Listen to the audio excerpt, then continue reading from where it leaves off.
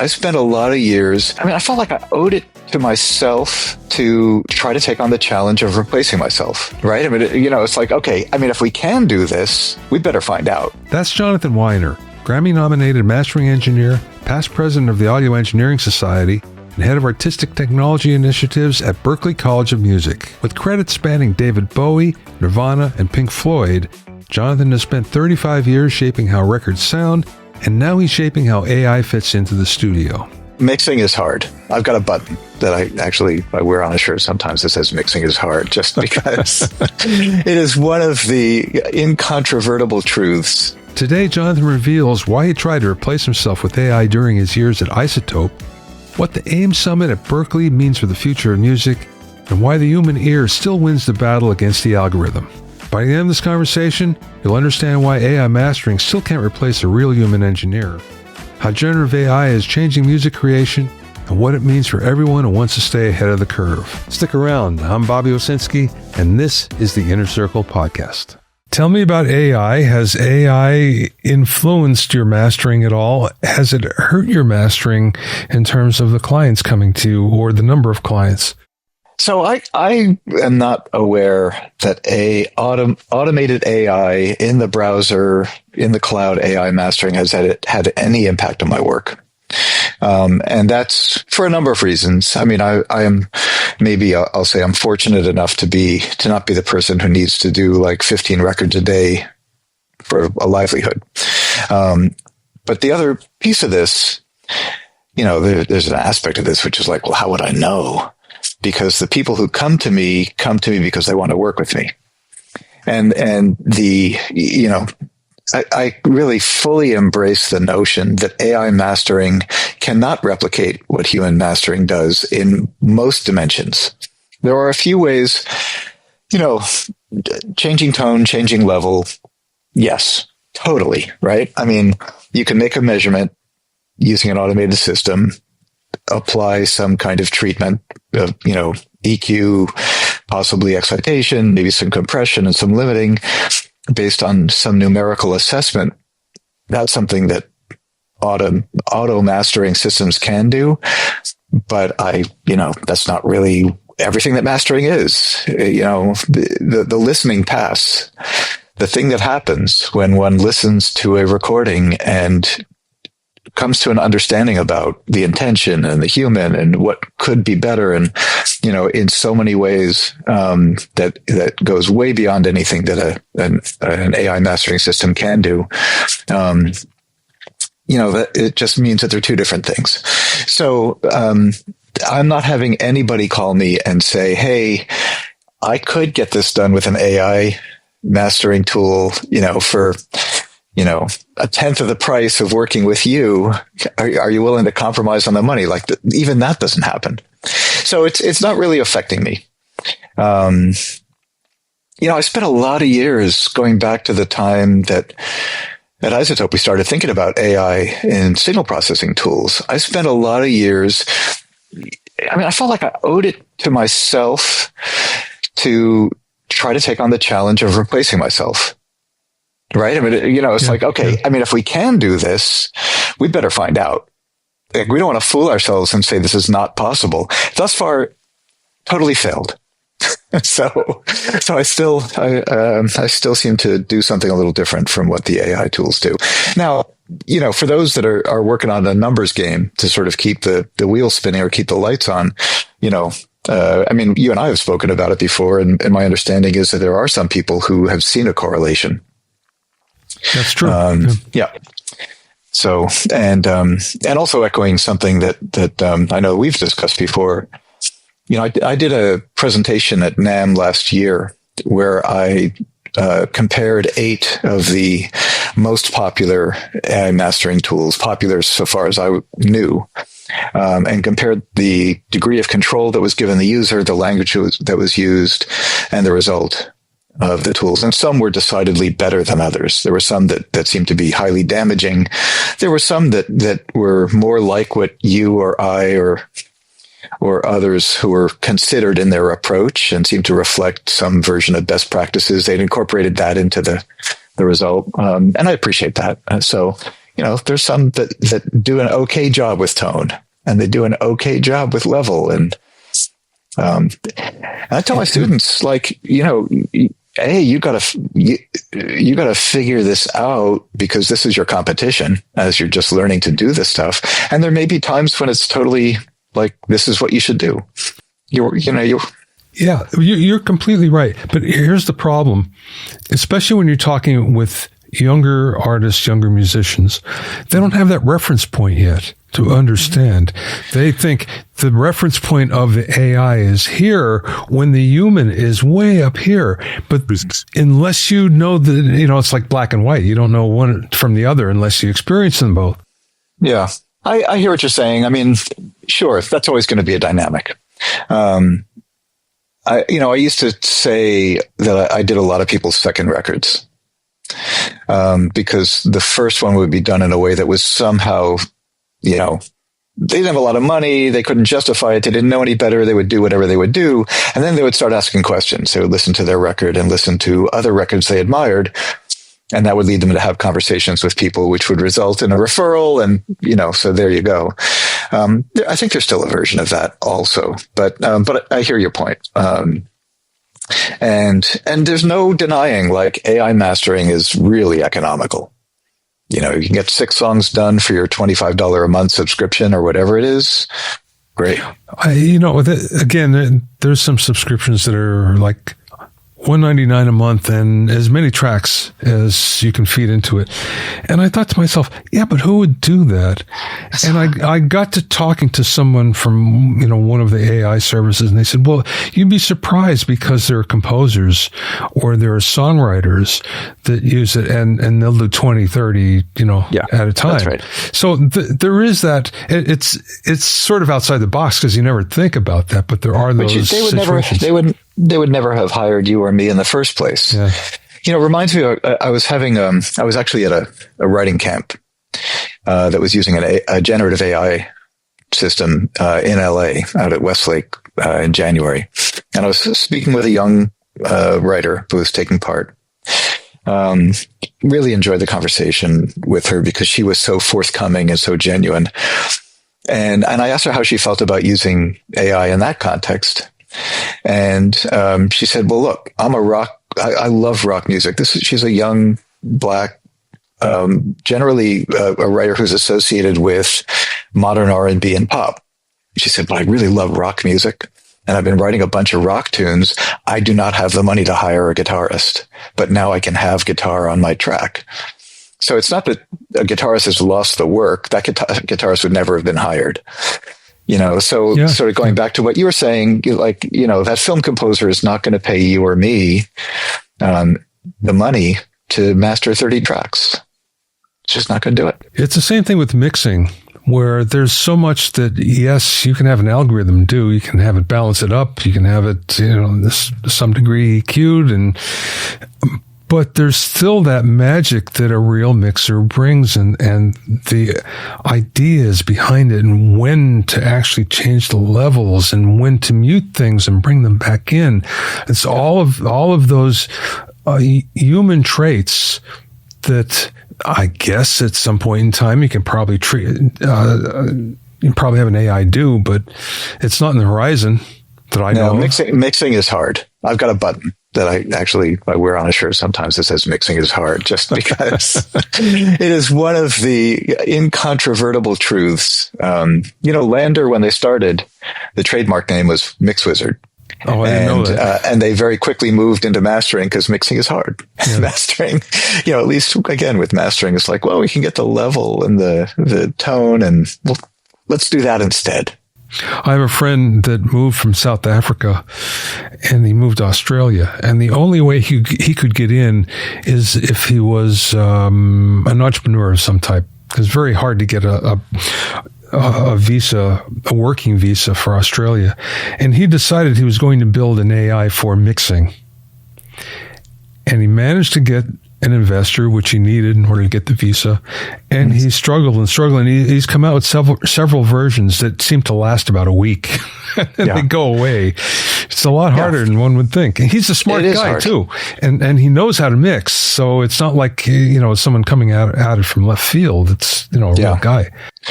Well, again, going back to, my days with ISO, I mean, we were trying to build a mix assistant that had a workflow that allowed you to assess sort of, you can only assess the static sort of tracks, right? Yeah.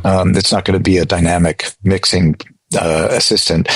But even at that, just figuring out level and masking is kind of possible.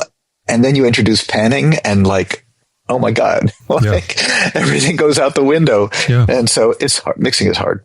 Yeah. Well, I'm confident. I would never say it'll never happen, because that's foolish to say out loud, but we're a long ways off. Have you ever noticed that mixing vocals is often the hardest part of getting a track to sound right? You boost, you compress, you add effects, and it still doesn't feel professional. So, to make it easier, I put together a simple mini course on vocal mixing that walks you through the exact steps to get the vocals sounding clear and upfront. If you're interested, scan the QR code on screen or click the link in the show notes. Now, back to today's conversation. Tell me about AI in education and how that's affected you. I know we talked once before and you said that the way you evaluate things that students turn into has changed a lot because of it. Yeah, the assessment piece is probably the first biggest place that it's landed. And this is kind of across all disciplines. It probably hits liberal arts and text-based work more than it does with music. It may be that back in the day you could ask a student to give you a mix and then you could listen to the mix and make some suggestions about what they might have done better, or listen to the baked stereo file. Now you need them to open the session to make sure that they didn't just use your friends, it didn't sound that bad because they used that or something. Right. You need to make sure that they show you their work. And that's, that's kind of what we always should have been doing anyway, but this has forced it on us. I think, all across education, the introduction of AI has required us to think a lot harder about what learning outcomes are, what the role of the teacher is. And in this environment where the cost of education is called into question, especially in the US, in the way that it is, we have to work hard to sort of justify what we're doing around education and the value of it. It used to be that knowledge transfer was part of the role of a teacher. So anyway, it's called everything into question. And I think we're just at the beginning of this. My hope is that the result is that it does free experts up to do things that feel more like offering mentorship and education to students. So it's not about the facts and the knowledge transfer around, facts, as it were, and those details, but it's more about really mentoring, helping people develop their brains and learn a process and learn how to assess their work and learn how to work with people, collaboratively, and all the things that are meaningful and truly, sort of part of having the human at the center of whatever endeavor that we're doing. But, that's something that's so true. Everyone has a mentor, or two, or five. And if you don't have that person and you rely only on the AI, the electronic brain that's telling you something, that's not the same thing. It's not mentoring at all. What it is just verifying, if nothing else. Yeah. And that's not everything. Yeah. I think mentorship is really the best version of education in any context, formal or otherwise. Whether it's you're advising somebody on their PhD or you're teaching somebody how to behave in a recording studio, working with musicians, I think it's invaluable. Well, there you go. There's that one part. You're never going to get that from an AI. The politics, the social interaction, which is so important. Yeah, I'm sorry, I'm laughing. I'm being overly reductive when I say this, but about a year ago, I think in the New York Times or one of these bits of media, I saw the release of an AI therapist. And I thought, okay, now what is this going to be like? So I installed it and decided to play with it for a little bit. And, it turned out that it knew how to ask like 5 questions, which is like, well, so how does that feel to you? Or, it had sort of figured out the jargon, but it was in no way, shape, or form. I mean, I guess therapy should sort of be mentorship too, right? Yeah, well, one would hope. I mean, I think that's the real key, always to find a therapist that's smarter than you. Yeah. Because if it goes the other way, it's not going to work. Yeah, that's right. Tell me about the AI Summit that's coming up. Starting the evening of June 3rd through June 5th, full days, we are hosting an AI music summit at Berklee College in Boston. We ran something similar a couple of years ago. This is an evolution of that event. And at the heart of it is putting the musician at the center. Berklee is a community, locally 5,000 musicians and faculty, globally tens of thousands. And I think we have a responsibility to represent the artist in conversations around like everything that's happening in the world, but especially AI right now. So we're putting the artist at the center. All of the programming that we're going to have is thinking about sort of creative workflows, the challenges. We'll talk some about IP challenges and the deals that are being made between rights holder organizations and the commercial interests. The sort of the Suno Warner deals and the Udio UMG deals, etc. And we'll have some music making people who are demonstrating one of the newer developments, which is smaller, nimble, locally hosted models that can be deployed for live performance, where it becomes a human interacting with technology, which allows them to do something they've never been able to do before. And there's like a history of this going back to like Stockhausen or George Crumb, like writing weird scores, or, filters where you plug in your keyboard and, all of the things that technology has given us that creates these sort of new voices in the world of expression and making music and making art. So there's some of that that's starting to show up in the tools. That'll be represented there. So it should be a great chance for people to come and learn, enjoy some music, and then the networking is huge that happens at these events. Bringing together industry, students, faculty, general interest, research. We'll have all of those communities represented at the event. I saw that there's a hackathon at the end as well. Yes, that's right. There's a 2-day hackathon afterwards, which is very intentionally, again, putting the musician at the center, or at least standing at the musician as a sort of special seat in the teams that are engaged in the hack. So you may have, somebody who's facile with UX, everybody's kind of developing some facility with vibe coding, but let's just say there's sort of the technical seats, and then there's the creative, the musician, and they get together to build something using some technology to solve a problem or achieve something that's new and different based on the group's ability to kind of imagine this together. And when they finish the challenge, and present it, if a company decides it's interesting enough to stand up as part of their product portfolio, the team owns it. So, including the musicians, so you have a stake in the IP that's generated. So it's cool that way.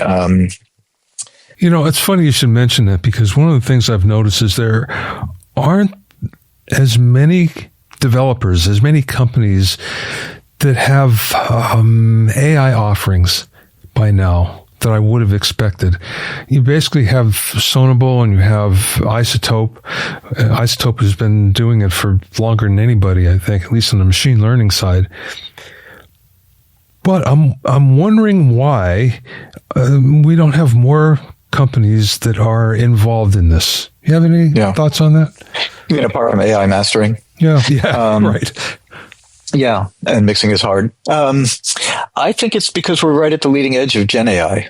There's something I think to pay attention to, which is the gradual evolution in the way that we think about signal processing, especially like in audio terms is what I'm talking about right now in music.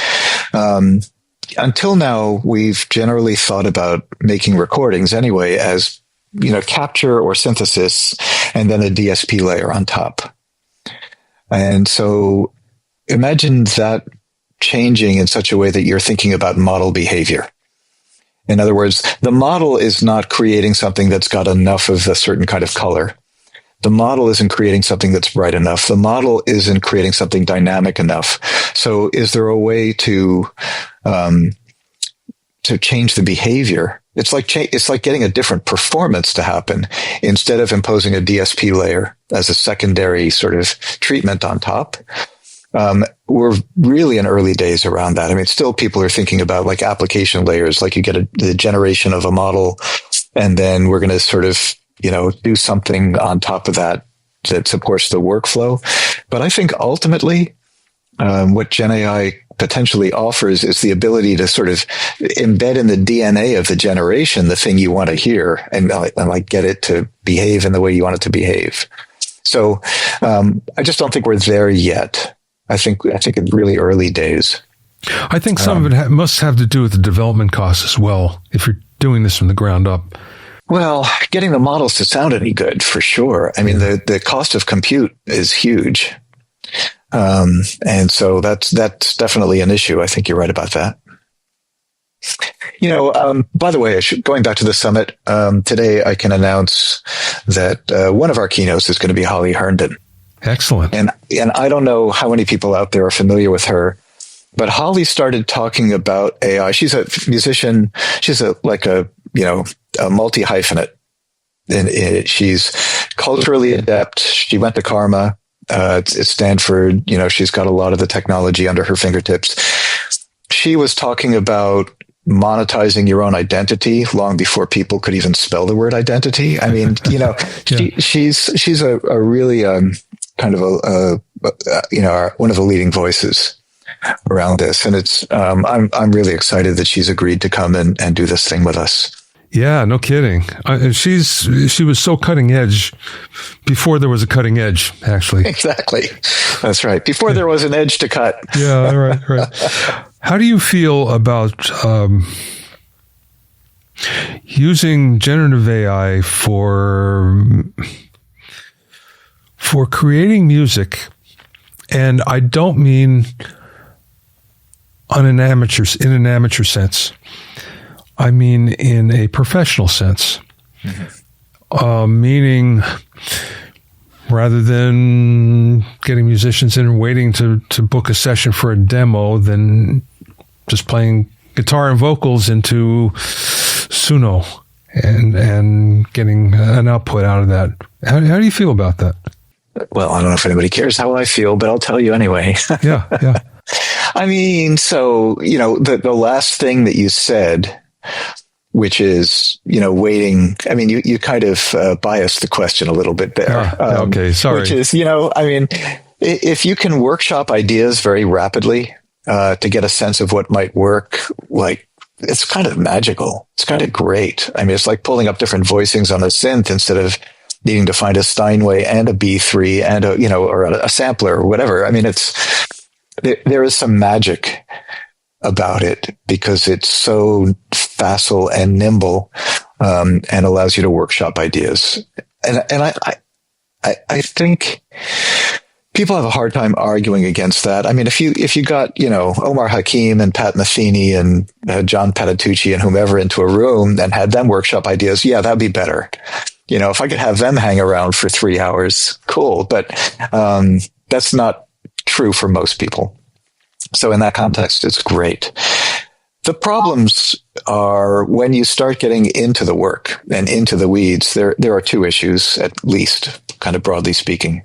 One is around controllability, because it's hard to get the system to do exactly what you want. It'll get close, And if you ask it to do it again, it might get close again, but differently. And it's not the same as asking, an amazing vocalist to like do it just like that. But in the third verse, give me a little more, grit or something like it's not controllable in that way. And so when you want to start refining an idea and keep working in a direction, then you kind of have to pull out of the generative work and work in an editorial environment that's like more familiar to us. So that's one issue. The second issue is the quality of the output. And while, for the average listener, they may listen to it and say, wow, I can't tell the difference between this and human-made music. For anybody who's in the studio and listening to the individual sounds, or if you start trying to do any kind of appreciable amount of signal processing on top of the output of the model, you come to realize very quickly that the quality is just not there. And quality in my book matters for so many reasons. And so you can only go so far with it at the moment. And that's why I think, it's pretty easy for people to say, well, it's just a tool. Now, again, watch this space, because I think it will inevitably get better. I wouldn't want to stand here today and say, yeah, it will never sound as good as human music in some version. In fact, it may sound better, in the same way that like AI mastering systems may do a better job mastering a record than my cat. But, you know what I'm saying? Yeah. It's funny you should mention it. I had a long discussion with the studio owner recently we got into talking about AI, and he said, this is one of the best things that ever happened to me. I said, oh, how so?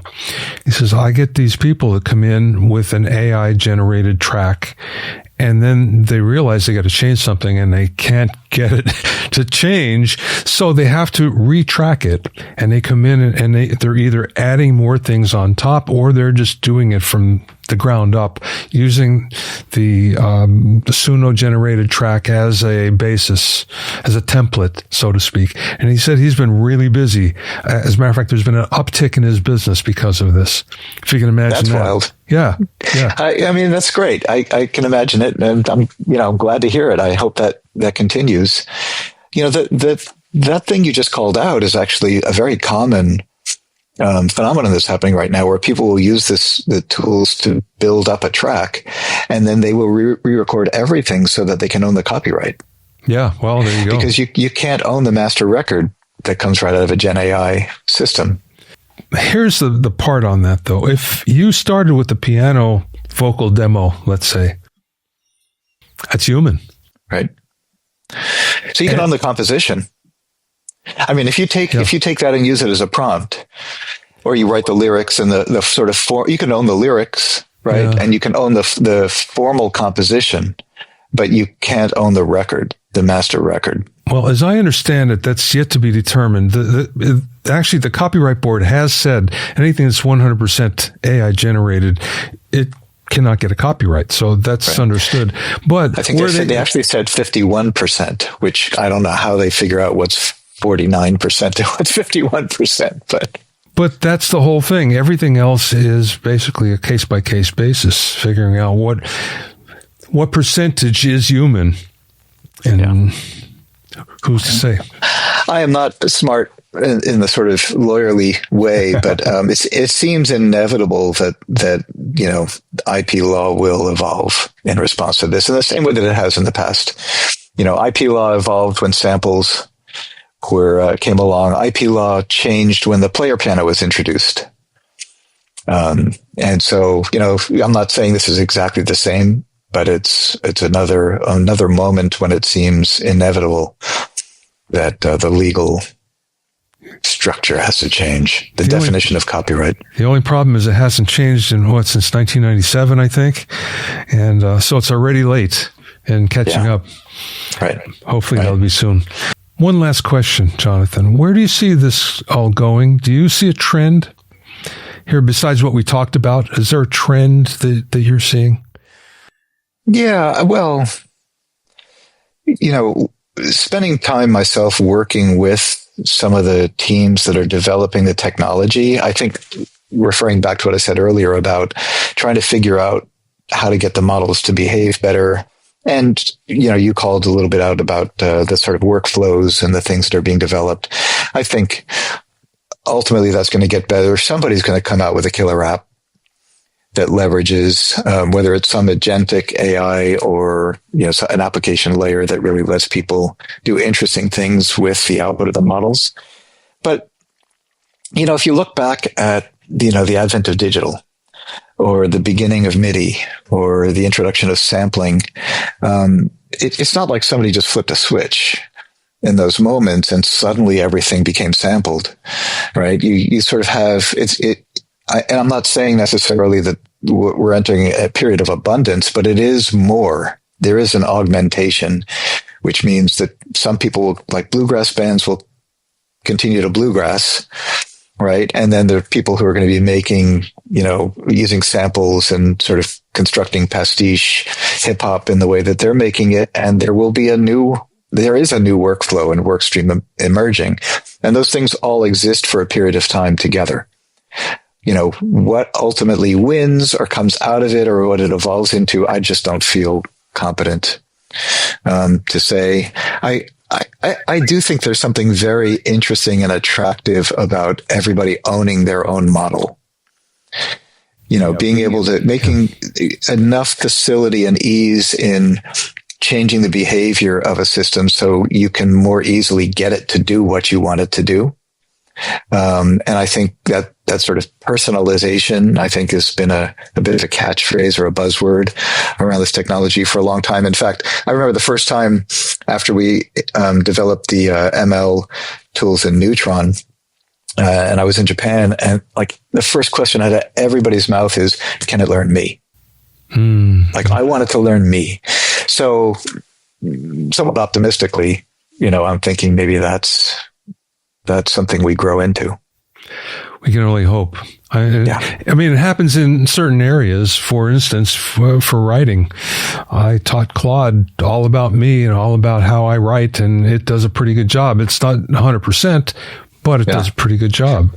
Yeah. So anyway, where can people find out about the summit? You search Berklee College of Music, AIMS, the AI Music Summit. And you'll get to our landing page. We stood up this new structure at Berklee called BEATL, which stands for Berklee Emerging Artistic Technology Lab. And that's where you will find me all the time now. And so you'll get information about that and some of the other cool things that are happening around the college and more to come. We've really started digging into this since January. Very cool. Yeah, thank you. Thanks for listening and being in my inner circle. Remember, if you have any questions or comments, you can send them to questions@bobbyowsinski.com. You can also learn all about the latest in music, audio, and production news, and find out about openings for my latest online classes at bobbyowsinski.com. This is Bobby Owsinski. I will see you next time.